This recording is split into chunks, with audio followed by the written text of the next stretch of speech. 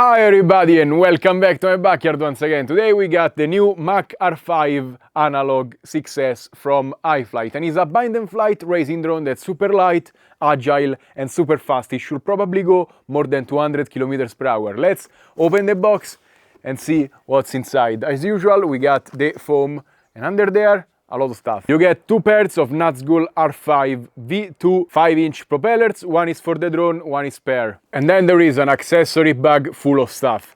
There is an extra battery strap, plastic fin, two rubberized battery pads. One is for the drone, one is spare. Screws and propeller nuts, M2, M3 hexagonal keys, and a canopy locking nut. And finally, it's time to take out the drone, which usually comes with these propeller direction cards, and underneath it you find stickers and instructions. iFlight sent me a couple of bags as optionals. This is a spare canopy if the one on the drone breaks, and this is very interesting. This is the top plate kit. So if you don't want to use the plastic canopy, you can have a regular top plate. It has the carbon, the standoffs, and all the 3D printed parts to put all the electronics into the top plate. Very, very nice. I love the added versatility. Talking about specs, the wheelbase is 220mm, the drone looks very tiny, and the weight is 300 grams, also with the propellers on, which is not bad at all. The power to weight ratio will be amazing on this drone. The carbon frame is incredibly stiff. Look at the carbon. Very nice. It's not unibody. For a drone like this, it matters. So you have 5mm arms sandwiched between a 2mm bottom and 2.5mm top plates. And on the top there is no carbon. The canopy is made of injection molded plastic. It's super sleek, semi-transparent, and I like the design like a stealth fighter. And I don't know, this is probably gonna break after a couple of crashes, but spares are very cheap. The motors are very grippy Xing 2207 2050 kV, and they are powered by, wait, look at this. Let me open the canopy, and this is the first time I see a drone do something like this. Boom! And you have access to all of the internals, just like a supercar. You have 55 amps ESC board, then the Blitz Mini F7 flight controller, and on the top, this is the analog 600 milliwatts transmitter, and this is the analog camera like usual. And on the bottom you have the XpressLRS 2.4 receiver. This at the back looks amazing, and it's the VTX antenna, which is totally enclosed so it should not break when you crash. And on the bottom you have a very protected XT60 and a capacitor. And boom, it's time to fly. I put the propellers on, the little fin that probably helps when you land upside down to use turtle mode. As a battery, I'm gonna use a 1550 milliamps 6S. They recommend a 1400, but we are very close. I'm gonna show you the XT60. Boom. I don't know if when it's gonna crash it can rip this plastic part out if you crash on the battery side, but I don't know. Hope I don't have to find out.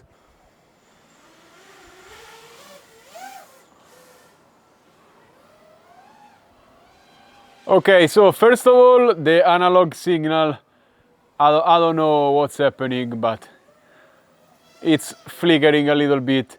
And the problem is when I turn the receiver on, it flickers like that. And yeah, I tried moving the wire and now it's better, but it's like the signal from the receiver is giving issues. But let's see how fast it goes. I mean, it's not the best, but I can fly, so I mean, yeah, it seems to be, it's fast. Not as fast as I expected, but it's fast. The bad part is I would like to fly in between the trees, but I can barely see them. I have to remember where they are. The drone is incredibly zippy, lightweight, pretty well tuned, even if it's not an acro drone, it's a racing drone. I don't have gates and stuff. I'm not a racer by any means. So yeah, I can barely see the trees here and I don't want to crash it. First flight.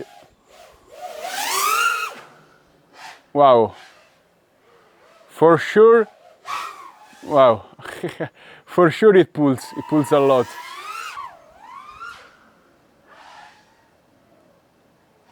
Yeah, I can barely see the branches. I don't want to hit myself with this drone. Yeah, today I'm flying pretty bad, but it's the missing confidence from the not very good video I have in my goggles. Of course, the goggles are not optimal, and I'll give you that. But even with good analog goggles, I will not feel as confident as I am with digital. Also the camera angle, I don't know. Getting a little bit of more confidence. I have to say, this thing goes through the branches like crazy. It's also spring, so we have the plants have grown. So yeah.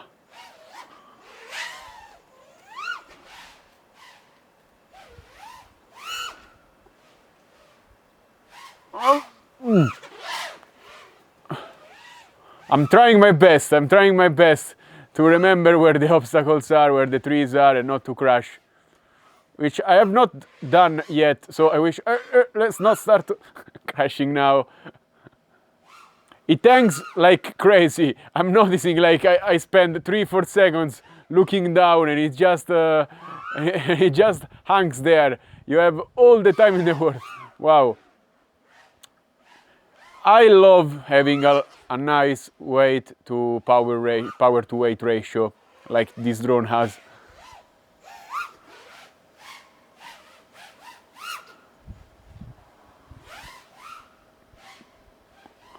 Yeah, I just wish it was digital again.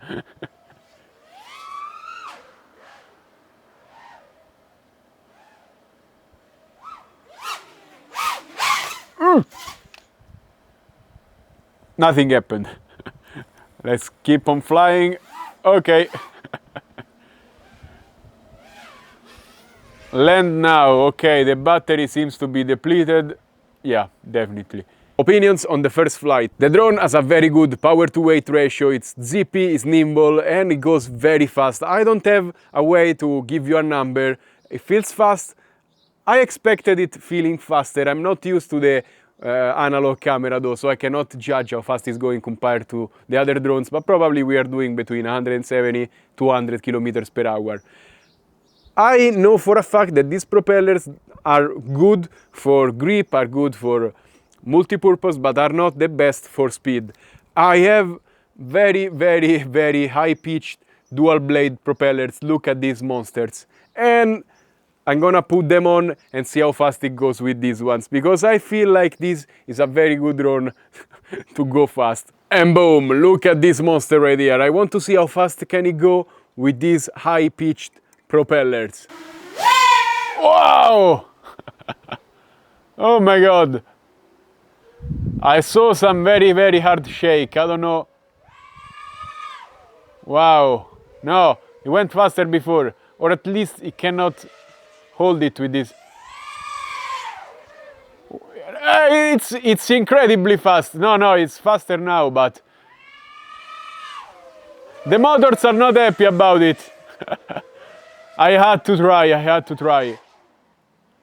And if you go slow, it's not even that bad. But the noise it makes, it just echoes. It's menacing. Wow. By the way, the shake you see in the OSD and in the VTX signal is not my goggles, it's the drone. And I had to change the receiver from a 2.4 to a 900 megahertz one, Express LRS. I didn't change anything, only a little longer wire, but everything is crammed inside the drone. So it's like the signal wire or the telemetry is doing.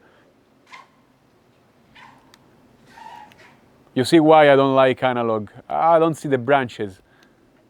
Now, say what you want, but yeah, propeller is broken.